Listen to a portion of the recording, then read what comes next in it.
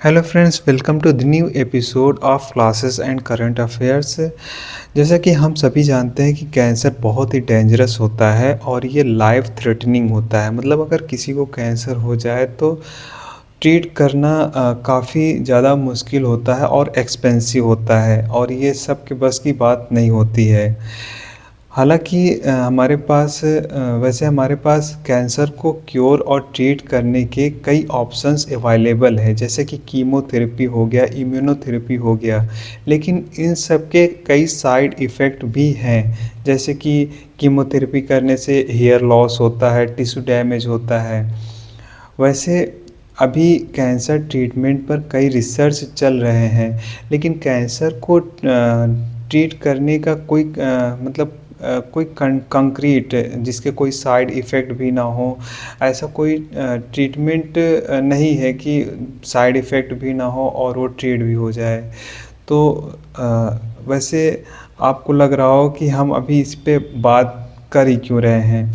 इसमें नया क्या है? हम इस पे बात कर ही क्यों रहे हैं? सोचो कि जिस कोविड-19 वायरस ने इतनी तबाही मचाई हो, अगर उसी का यूज़ करके हम कैंसर को सक्सेसफुली ट्रीट ट्रीट करें तो कैसा होगा?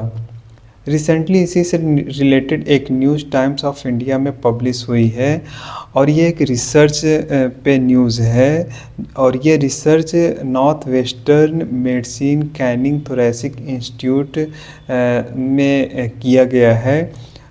ये अभी पब्लिश होना बाकी है, जो कि नवंबर में ही पब्लिश हो जाएगा और ये रिसर्च अंकित भरत ने किया है, जो कि chief of thoracic surgery eight north western institute के हैं।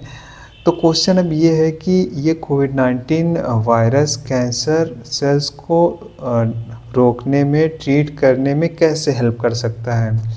तो इसके दो दो मतलब इसे दो तरीके से ट्रीट कर मतलब इसके दो मैकेनिज़्म हैं।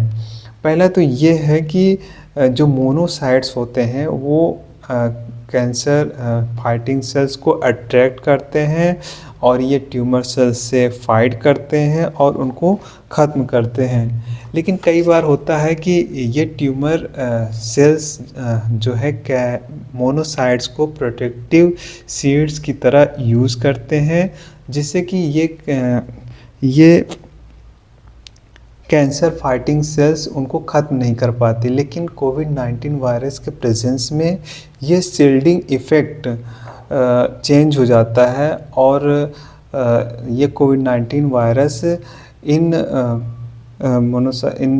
इम्यून सेल्स को डिटेक्ट करती है और उनको फाइट करती है, इफ़ेक्टिवली फाइट करती है।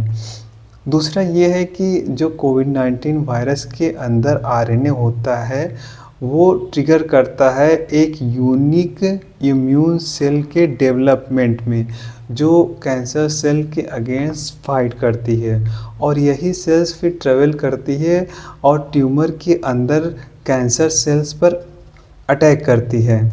तो इनका जो रिसर्च है वो ह्यूमन और एनिमल टिश्यू मॉडल दोनों पर ही हो चुका है।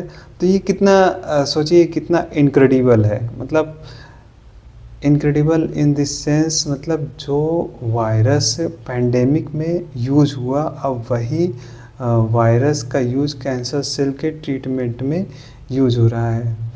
तो ये देखने वाली बात है कि इसका बेनिफिट क्या होगा। बेनिफिट ये है कि जो कैंसर ट्रीटमेंट में इम्यूनोथेरेपी यूज़ करते हैं, जिसमें टी सेल यूज होता है, लेकिन कई बार क्या होता है कि इम्यूनोथेरेपी के अगेंस्ट रेजिस्टेंस होता है और ये इम्यूनोथेरेपी हो जाती है फेल।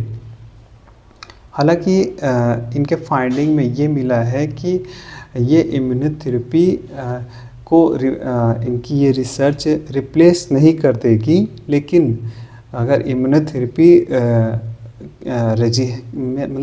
इम्यूनोथेरेपी के रेजिस्टेंस की स्थिति में इनकी ये रिसर्च इम्यूनोथेरेपी के अलोंग साइड चल सकती है या सेकेंडरी ऑप्शन के रूप में यूज किया जा सकता है। अब इसका बेनिफिट क्या होगा? बेनिफिट ये है कि कई तरीके के कैंसर होते हैं जिनमें इम्यूनोथेरेपी अगर फेल हो गई तो उसमें यूज़ हो सकती है, जैसे कि कॉमन कैंसर हो गया इंक्लूडिंग मेलानोमा, लंग्स, ब्रीड और कोलन कैंसर। तो हमारी इस वीडियो में बस यही तक। अगर आपको हमारा ये वीडियो अच्छा लगा हो तो वीडियो को लाइक करें, शेयर करें, चैनल को सब्सक्राइब करें। Thank you friends.